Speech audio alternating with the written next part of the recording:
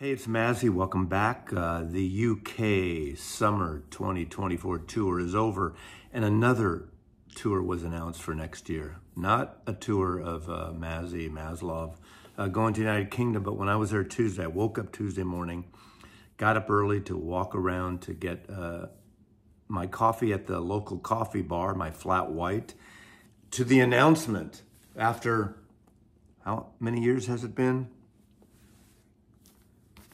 Oasis was getting back together, at least the two brothers, the Gallagher brothers, Liam and Noel, announcing a UK tour, Ireland, London, Manchester, other areas, Scotland, I believe, possibly a US tour. And as of this recording today, Saturday, this is the end of the month, end of August, tickets are selling out, of course, are going over asking price on the secondary market. People's heads are exploding. That was, when I was in London, this was all the rage, all the talk. Now, this album, their debut, Definitely Maybe, was released 30 years ago this week. And I had the pleasure, a month from now, towards the end of September in 1994, to see Oasis. The only time I ever saw them at the Bottom of the Hill Club in San Francisco, a club that holds maybe 300 people if you're lucky, packed in on lower Potrero Hill area. You know, I have a love-hate relationship with Oasis. I'm showing this because this video is basically I'm showcasing the records I got. And please watch those 6 other videos if you haven't. They were consecutive days of my days in London, and I met some wonderful people. I'm gonna showcase some records I picked up, not a lot that I actually bought, and things that were gifted to me. But I thought I'd start out because this was literally, everything was happening with Oasis there. This record, now of course, their most famous record the following year, which is what, 29 years ago now, is What's the Story, Morning Glory. And we went to the record store right here, and this was in the window, where this photograph was taken in Soho, part of London. Was it Burnham Street? I forgot the name of the street. To Sister Ray Records, and this is in the window. Basically, You Are Here. This was done on an early morning in Soho. Same photographer did all these, but this is obviously their best album, their biggest album, had the most hits. If you have no Oasis, I would start here. Now, I was listening to somebody on the old YouTube here talking about, oh, their records, they sound terrible. They're so compressed. That's the sound the band wanted. So I'm not gonna get into a debate here about it, but you know, you don't want some mastering engineer or some remix to take this apart. This is the one sound they wanted. This is what they wanted, a thick guitar sound. You know, I did listen to these records again, haven't listened to them in a couple of years maybe, but over the last few days when I got home, I listened to both these. And there's a couple of tracks, especially on here, it reminded me the vocals of Liam's vocals. A little have the inflection of Johnny Lydon, Johnny Rotten from the Sex Pistols. Of course, you know, the Beatles sound and the Britpop thing, replicating a 90s version of the 60s sound is all over this. And Noel basically says he's not a genius. He writes what he knows. He rips off other bands, basically influences, musicians influence, artists are influenced by others, and they take, but he's not a genius like a Dylan or a Paul McCartney or Nick Cave even in terms of songwriting. But these brothers found something. I wish there was more harmonies in their music, like the brotherly harmonies, like you have with the Everly Brothers or even the Kinks occasionally. But you have definitely all the drama that those brothers have in these two bands. So it'll be interesting to see how this tour goes. And apparently they're coming to America. I have no interest in seeing them, but again, going back to the sound, there's a thick sound. It's a guitar-based sound. In a way, it was this kind of almost upbeat, brighter take, you know, after the 80s darkness and even after the early 90s grunge thing up here in the Pacific Northwest that had a darker, overcast sound with Blur and Pulp and Suede and, the battle of the British pop bands, a real competition. It didn't seem as friendly competition initially as we had back in the 60s with the Beatles and the Stones. But I could not talk about my London trip.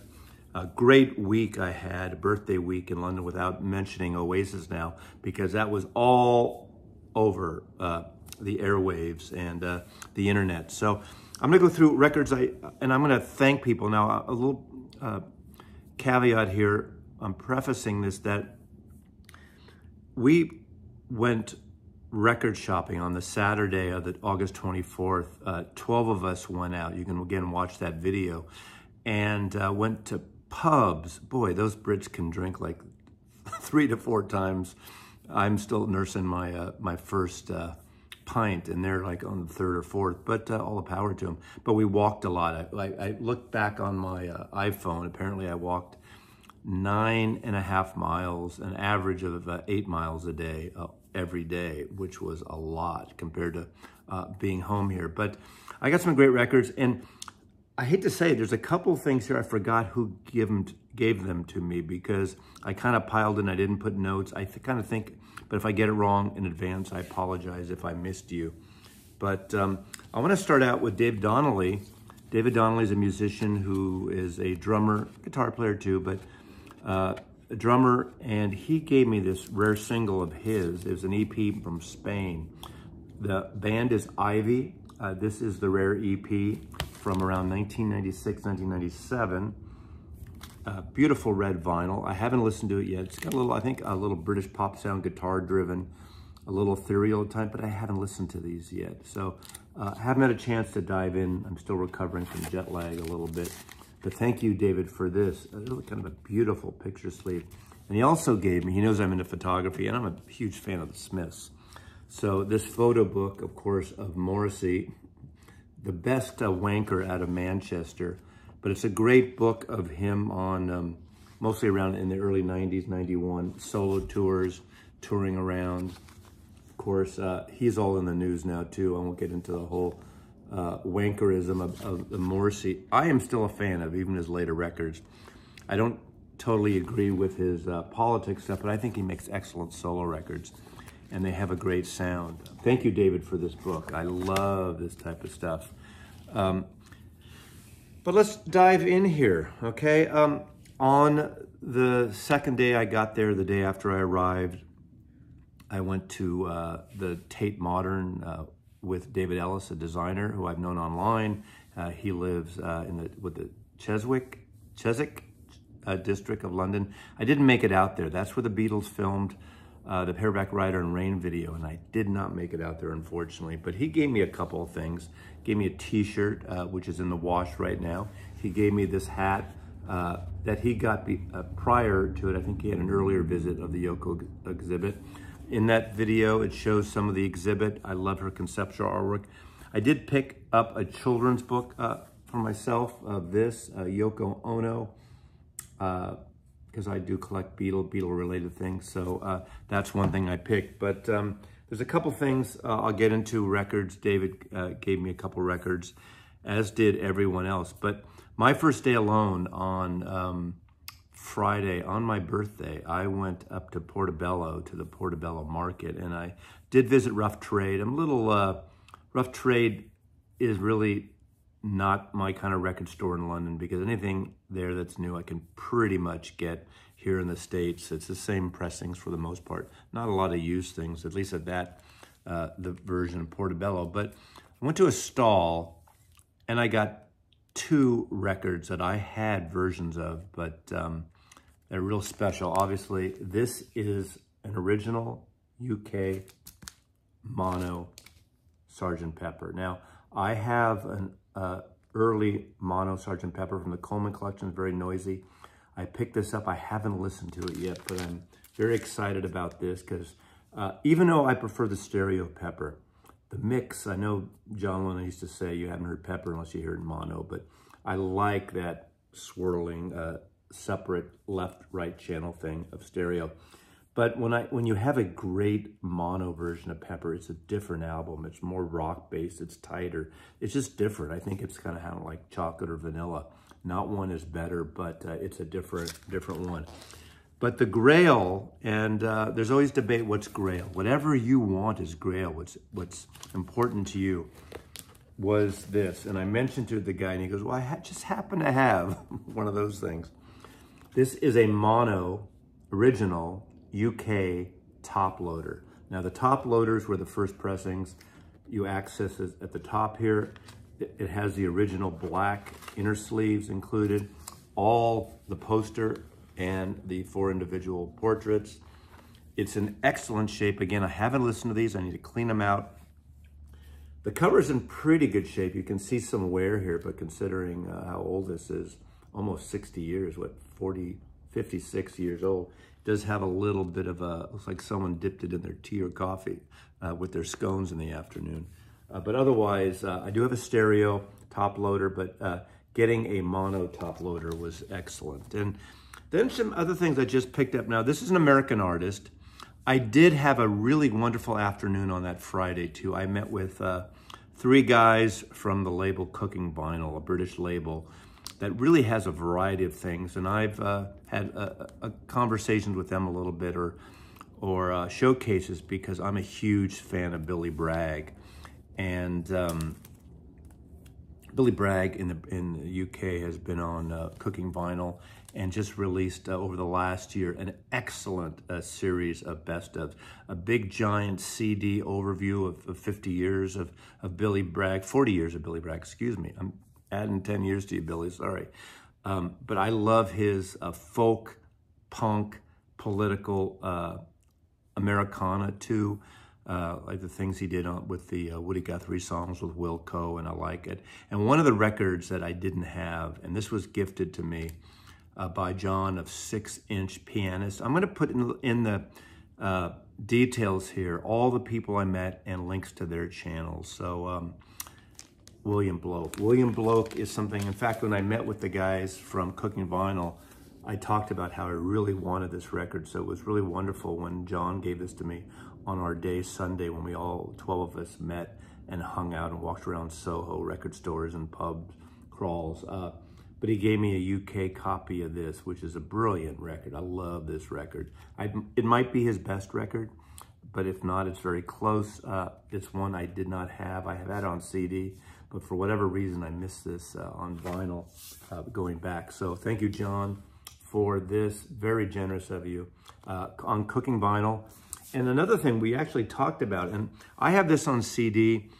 For some reason, I never got on vinyl, and I never made the connection with Cooking Vinyl.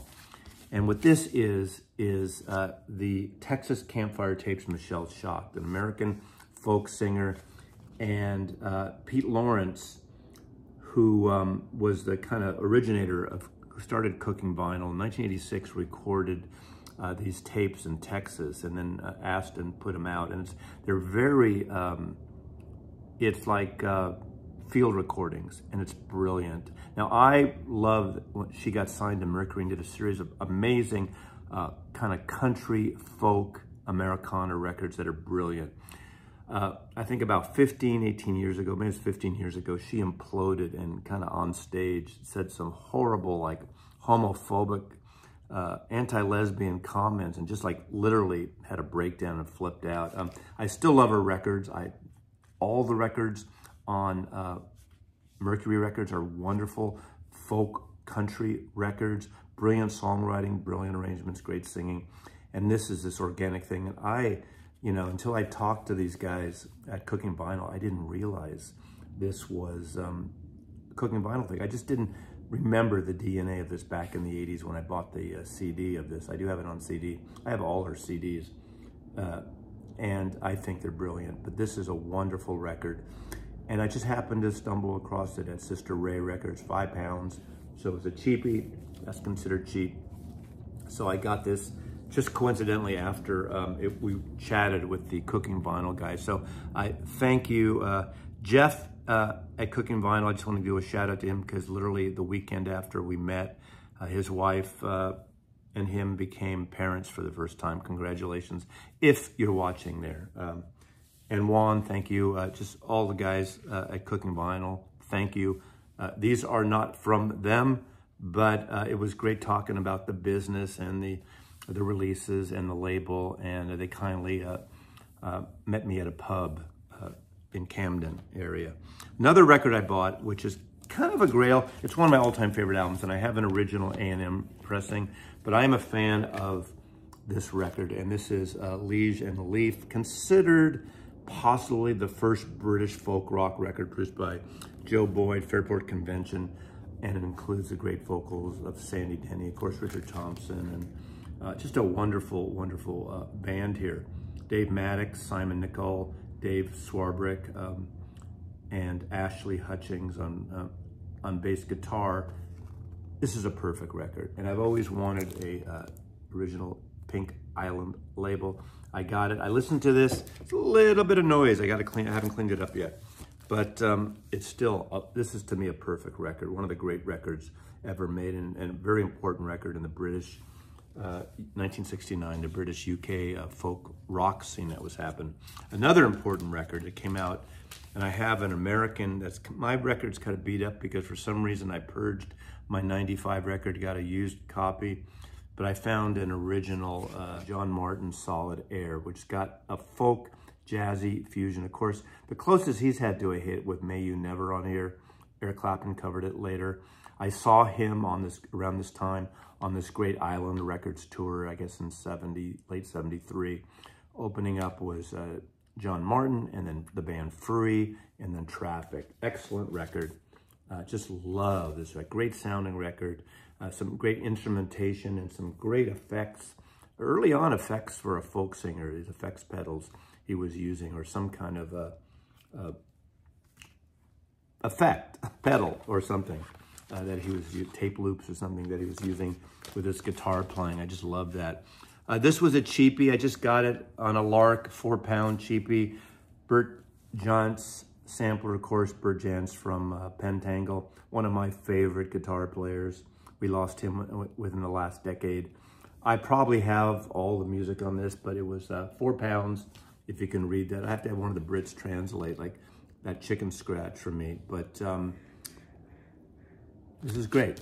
This is great. It's falling apart. I need to kind of seal it together, but the record's in wonderful shape, so I got this. Now, another record, and I believe this was given to me, Hedley. Hedley has a channel, another fat man with a beard, who's really into roots and folk, American and British and bluegrass and country. And he had talked about this album, Anne Briggs, and this is a 1971 folk record.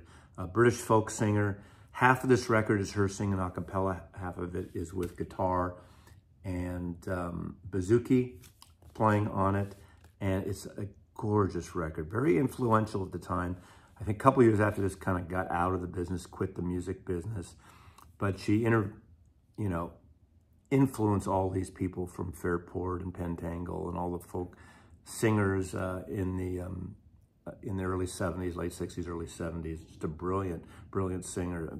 Influenced June Tabor and Maddie Pryor, Steel Eye Span, and all that series. Part of that group in a way, and really kind of, I didn't really know much about her until Hedley brought her up. But this is a wonderful record as well, so thanks on that. This record, I don't know anything about it, and I hate to say it, I don't remember who gave me this one. You can shout out in the comments, because I didn't keep these all together. Alexi Murdoch, this is 2002. I think he's a singer-songwriter, independent person. Don't know anything about it, but thank you for that. Another cheapo that was given to me, put in my hand, I believe by Paul, has a channel, doesn't make a lot of videos, but he became sort of our tour guide, partly in collaboration with John, the tour guide of Soho, and going around to the right pubs and the right record stores. And of course, this is the Shadows' greatest hits, and this is totally falling apart. 1 pound, couldn't resist. Now, of course, I know the Shadows. What an important band. They basically backed Cliff Richards. The equivalent maybe in America would be the Ventures, instrumental band, part of that great sort of Stratocaster, Jazzmaster, Jaguar, guitar, Fender guitar, instrumental. Of course, they have on here Apache and other great songs of the day. Falling Apart, I have a wonderful, massive CD set, 3 or 4 CDs of the Shadows. I just realized I never had any Shadows records on vinyl. So for £1, I'll clean it up, give it a new inner sleeve. This is on Columbia. It's in pretty decent shape. But for £1, how can I resist? That seemed to be a souvenir I needed to get in terms of coming from London. Another record that was turned on to me, and I bought this at one of the shops in Soho, and this is on Soul Jazz Records, the shop's record label. This is turned on to me by John from Birmingham, and this is a wonderful record of ska reggae singles, double records that I had friends over last night, Friday night, and we played this like 3 times in a row. It's just a great vibe to have it on while we're, you know, eating and drinking and just chatting about my trip and what they were into, and had a good time. Well, we all love this record. So this was a favorite pickup there. Then Rob Walker from Manchester. Now Rob gave me, I don't have it here, it's gave me an Abbey Road mug from the studio. I ran into Rob a second day, coincidentally, in Sister Ray Records after we hung out on the Saturday. Monday, I just coincidentally ran into him. So we hung out all afternoon, and I brought him to Abbey Road. He had never been to Abbey Road, the Crosswalk, or the studio from Manchester. So it took an American to bring a Brit to cross the sacred crosswalk in St. John Wood. So we took the underground to St. John Wood Station, walked the walk, went to Abbey Road, crossed it, took pictures, did all this stuff. I didn't get in this time, unfortunately. I couldn't get in. I've never been inside and didn't get a chance. But he also gave me 2 CDs of one band I don't know, and I think they're both Manchester area bands. He's from Manchester, of course, the Smiths and the Hollies and 10cc. Now, Manchester and greater Manchester areas, so don't, you know, bust my balls if no one's exactly from Manchester. The Bee Gees, what a great music. Joy Division, what a great musical town. A New Order, of course. This is In Spiral Carpets. Don't know this is their greatest hits. Didn't know they had hits even. Haven't listened to any of this stuff yet. But this is one that I can't believe I don't have any of their records on vinyl or CD, and this is The Fall. I need to pick up some Fall records. Tell me which Fall records to get. This is a double CD, 39 golden grades, 50,000 Fall fans can't be wrong, obviously. Based on the Elvis Presley cover and the Phil Ochs cover, influenced of those, but this is a CD. So this is a 20-year-old CD, 2004, collection by The Fall. Never, just whatever reason, they just passed me by. I definitely have heard of them. I've heard some of their music, but I just never dived in for whatever reason. You know, you can't listen to everything. You try, and I tried. So I thank you, Rob Walker, and it was fun hanging out with everyone. I got to, you know, spend an entire day with Paul of Zoo Animals. I'm shortening their names. John, 6-inch pianist from Birmingham. Rob Walker from Manchester. Headley, another fat man with a beard into roots music from the north also.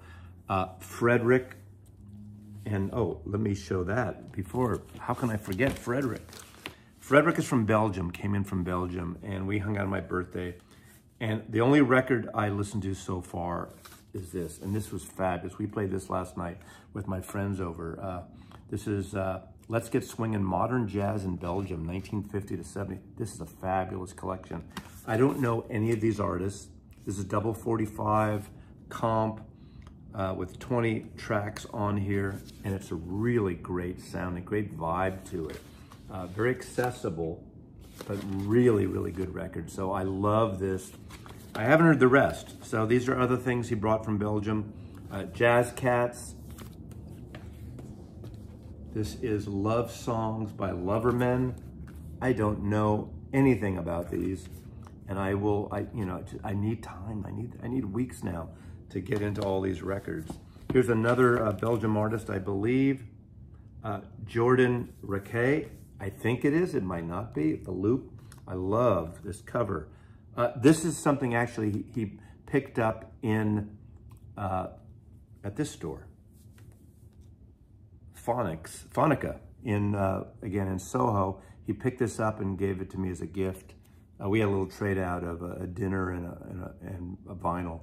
So he picked this up for me. Again, I don't think it's Belgium. We don't even know, but we'll listen to this and report back. And I think he gave me this, and I apologize again. This is Matthew Hallstall. Don't know anything about this one. There you go. So there's so much music here to dive into. I did pick up at Abbey Road. They have a new gift store in the adjacent building next door. 19 years ago when I was in the UK, that didn't exist. So I don't know if they bought the building newly next door, so the neighbors wouldn't complain, and there's a gift store downstairs. And I bought this. This is basically kind of the history, and it's a inside tour of Abbey Road Studios, showing everything from the studios to the history to performances there. Kind of a nice, beautiful photo book. I have several books over the years. Of course, there's the Beatles and Kate Bush. And I mean, the array of artists that recorded in here, if the walls have ears, what a great, there's cutting area there, mastering engineers, but what a fabulous book. I'm gonna end with, so far, the artist that I first listened to when I picked my turntable up on an earlier video I did at Gig Harbor Audio, about an hour from me, where I picked up the used demo P8 Riga turntable. And in that video, there was a music playing, and I didn't know who it was.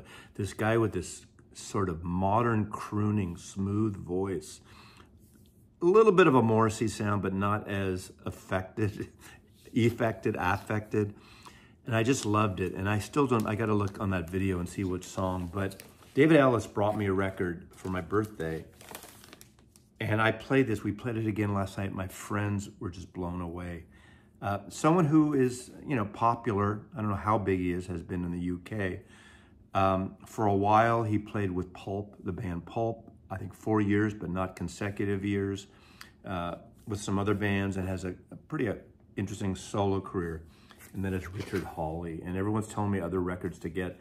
One of the records they're telling me to get, apparently, Cole's Corner, is something that's like $200 to $400 now. So that, until that is reissued properly, normally, again, I'm not getting that. But this is a great album. This is a modern crooner. He's got this low voice.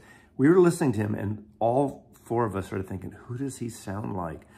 He just reminds me of someone. Now, it's a deeper, probably technically a better voice, but better is always subjective and not necessarily the best thing in music. Bob Dylan doesn't have a technical great voice, but the way he just sings the songs, for me at least, is magnificent. But we realized after a while, he has a little bit of the later crooner Nick Lowe thing going.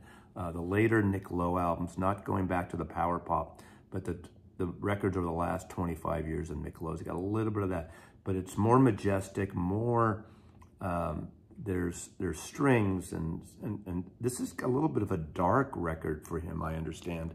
And this is 8 songs, more or less 2 songs per side. It's just a really wonderful, wonderful record. So I love this. And then I picked up this, which I could have got here, it turns out, but I'm in London, when in Rome, as they say. And this came out earlier this year, or within the last year. Now Then, the Very Best of Richard Hawley. So this gives you a good sampling. I did listen to this, and it's excellent. I prefer the Vision and the proper album here. This gives you a more sampling, but it's really good. But when you get a vibe, there's a vibe throughout this that is more consistent than a greatest hits like this. But still, it's a fabulous double record. I actually looked, it's on Amazon, so you can get it in the States. it might be a good starting point. And it has a couple tracks from that album on this. But thank you, David Ellis, for paying attention when I recorded that video over a year ago that had like this excerpt of Richard Hawley, someone I didn't know, but of course all the Brits and people in the know who he is. So I want to thank everyone. I'm probably missing someone. Who else was there? David Donnelly, as I said, who's played with every artist from The Cure to Glenn Matlock, Glenn Mattock, well, the Sex Pistols bass player, early bass player. Also, Michelle, his friend that came out, and we talked Jefferson Airplane in San Francisco, psychedelia and Woodstock stuff. There was Lawrence. I can't remember his channel name. I hadn't met Lawrence before. He's the one in the video that showed us where cholera was invented. So thank you, Lawrence. I know I'm forgetting someone and they're gonna hate me for this, but watch those videos. Everyone's in the videos. But it was just a great week. And I can't think of a better week to celebrate my birthday. And all these people have become friends. And the interesting thing through YouTube and vinyl community and all this, these are people, maybe like 9 of them out of the 12 I met and I kind of had encounters with virtually here, but I hadn't met in person. It was like we knew each other. It was so comfortable hanging out. And I was touched that a lot of these people came from other parts of the UK to come and spend a weekend in London with me. And I was able to share it with them and I have some new friends that I can't wait to get back to. So thank you for watching 30 minutes of sort of my post-London adventure. Mazzy loves you.